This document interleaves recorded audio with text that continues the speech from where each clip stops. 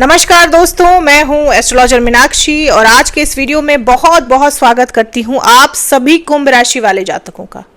दोस्तों 7 जून 2025 से लेकर 28 जुलाई 2025 तक अंगारक योग बन रहा है। ये अंगारक योग तब बनता है दोस्तों जब मंगल या तो राहु के साथ युति बनाए या फिर केतु के साथ युति बनाए। मंगल का गोचर 7 जून को हुआ और मंगल आपके सप्तम भाव में प्रवेश कर चुके हैं।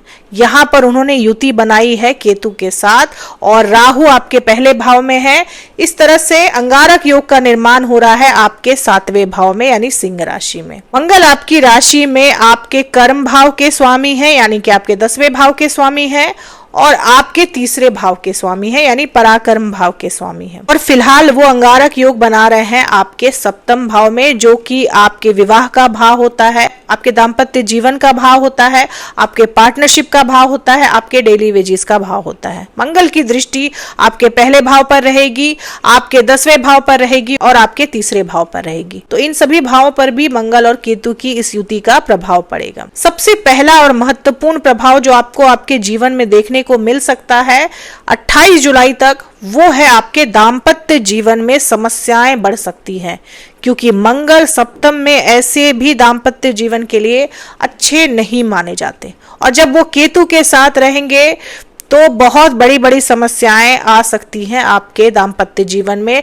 पति पत्नी के बीच में झगड़े बहुत ज्यादा बढ़ सकते हैं। आपका झगड़ा इतना बढ़ सकता है कि डिवोर्स और सेपरेशन तक की भी नौबत आ सकती है। दोस्तों यहाँ पर मैं डरा नहीं रही हूँ, मैं सिर्फ संभावनाओं के बारे में बात कर रही हूँ। गोचरों के बेसिस पर जो संभावनाएं बनती हैं मैं उसी के बारे में बात कर रही हूँ।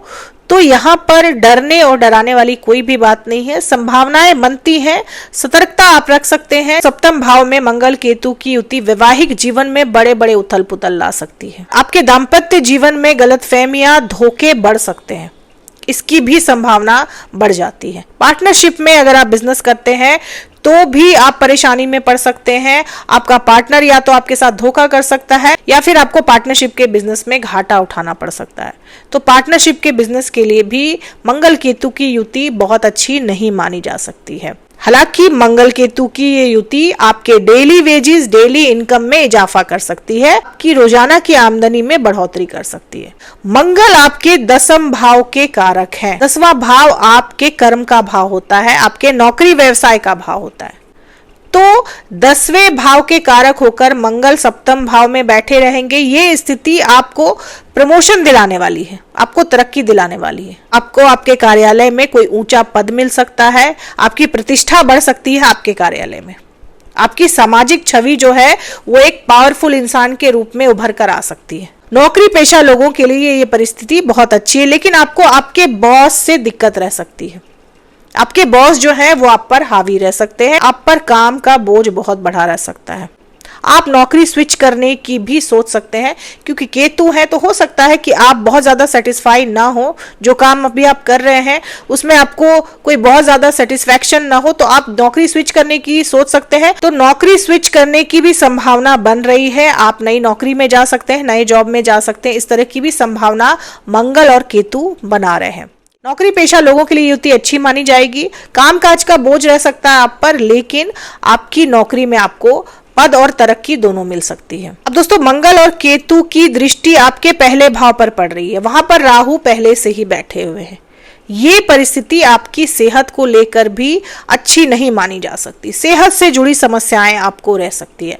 आपके पैर में किसी तरह की कोई समस्या रह सकती है, हड्डियों से जुड़ी किसी तरह की आपको कोई समस्या रह सकती है। इसके अलावा आपके बॉडी के लोअर पार्ट में आपको परेशानियां रह सकती हैं। पाइल्स, कब्ज या फिर इन्फेक्शन जैसी शिकायत आपको रह सकती है। किडनी स्टोन या फिर गोल्ड ब्लैडर में स्टोन की समस्या से भी आप ग्रसित रह सकते हैं। इस तरह की समस्याएं आपको रह सकती है, तो आप सावधानी रखें। इसके अलावा दुर्घटनाओं का भी योग बन रहा है दोस्तों, क्योंकि राहु पहले भाव में है, मंगल की दृष्टि पड़ रही है, केतु की भी दृष्टि पड़ रही है आपके पहले भाव में। जितना हो सके बेफजूल की यात्राओं से बचने की कोशिश करें। वाहन वगैरह तेज ना चलाएं, आग से बचकर रहें। पानी वाली जगहों पर भी आपको सतर्क रहने की जरूरत है, क्योंकि ये जो अंगारक योग है दोस्तों, ये सिंह राशि में बन रहा है, तो दुर्घटनाओं का योग काफी ज्यादा बढ़ जाता है आपके जीवन में। और क्योंकि इनकी दृष्टि पड़ रही है आपके पहले भाव में, पहला भाव आपके खुद का होता है, आपके शरीर का होता है, तो अपने स्वास्थ्य को लेकर और दुर्घटनाओं से आपको काफी ज्यादा सावधान रहने की जरूरत है। फिलहाल 28 जुलाई तक आपके भाइयों से प्रॉपर्टी को लेकर आपका डिस्प्यूट रह सकता है, कोर्ट कचहरी के मसले रह सकते हैं, कोर्ट कचहरी और अदालती मामलों में फंसाने की कोशिश की जा सकती है आपको। तो यहां भी आपको सावधानी रखने की जरूरत है, क्योंकि मंगल आपके तीसरे भाव के कारक है। तीसरा भाव आपके भाइयों का होता है, आपके पड़ोसियों का होता है। तो कहीं ना कहीं इनकी वजह से आप समस्या में पड़ सकते हैं, इनसे परेशानी हो सकती है, झगड़ा हो सकता है, डिस्प्यूट हो सकता है, खासकर प्रॉपर्टी या फिर भूमि को लेकर हो सकता है, क्योंकि मंगल भूमि के कारक, मंगल भाइयों के भी कारक हैं। तो भाइयों से प्रॉपर्टी को लेकर डिस्प्यूट हो सकता है, इसकी भी संभावना। गुप्त शत्रुओं से भी सावधान रहने की जरूरत है। आपके करीबी आपके खिलाफ षड्यंत्र कर सकते हैं, आपको नुकसान पहुंचाने की कोशिश कर सकते हैं। तो जितना हो सके ऐसे लोगों की पहचान कर उनसे दूरी भी बना लें और सतर्क भी रहें। किसी पर भी आंख मूंद कर भरोसा नहीं करना है, खासकर रुपए पैसे के मामले में। किसी को भी उधार ना दें, ऐसी मेरी हिदायत है। अगर आप किसी को उधार देंगे तो शायद ही ये पैसा आपको वापस मिले। अभी फिलहाल स्थितियां कुछ ऐसी बन रही है, रुपए पैसे के लेन देन में आप जितनी समझदारी बरतेंगे उतना आपके लिए अच्छा रहेगा। परिवार का माहौल थोड़ा सा तनावग्रस्त रह सकता है, परिवार में कलह कलेश रह सकता है, मन आपका अशांत रह सकता है, एंजाइटी वगैरह भी रह सकती है आपको। तो इस तरह की समस्याओं से आप ग्रसित रह सकते हैं कि आपके दूसरे भाव पर भी मंगल की दृष्टि पड़ रही है। तो पैसों की वजह से, आर्थिक तंगी की वजह से आपके कुछ महत्वपूर्ण कार्य रुक सकते हैं, कुछ महत्वपूर्ण कार्य जो हैं वो डिले हो सकते हैं 28 जुलाई तक। रुपए पैसे की कमी हो सकती है, रुपए पैसे की तंगी हो सकती है, आपके खर्चे आपकी आमदनी से ज्यादा हो सकते हैं। रुपए पैसे को लेकर भी परिवार में या फिर दंपतियों के बीच कलह कलेश रह सकता है, इसकी भी संभावना है। दोस्तों यहाँ पर सावधानी आपको 2 मामलों में सबसे ज्यादा रखनी है।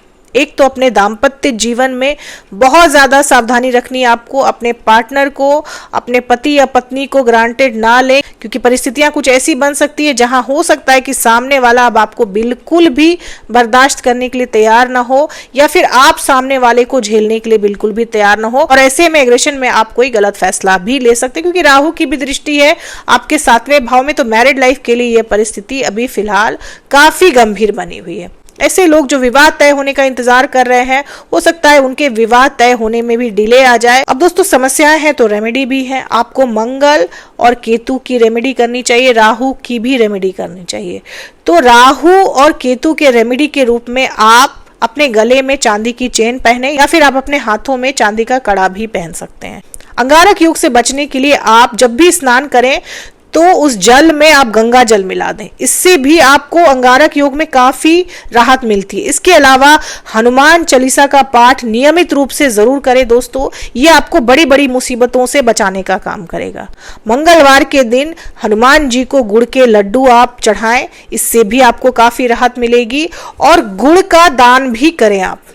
मंगलवार या फिर शनिवार के दिन आप किसी भी मंदिर में जाकर आप गुड़ का दान करें, या फिर गरीबों को गुड़ का दान करें, इससे भी आपको राहत मिलेगी। इसके अलावा आप जब भी घर से निकले तो गुड़ खाकर निकले। कोई भी जरूरी काम करने के लिए आप घर से निकले या फिर ऐसे भी यात्रा वगैरह पे निकले तो गुड़ खाकर निकले, इससे भी आपको काफी हद तक राहत मिलेगी।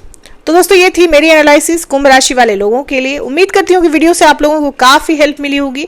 अगर वीडियो से हेल्प मिली हो तो चैनल को सब्सक्राइब करें, लाइक करें, शेयर करें, कमेंट करें और बेल आइकन जरूर दबा दें दोस्तों। तब तक के लिए जय माता दी, जय श्री राम।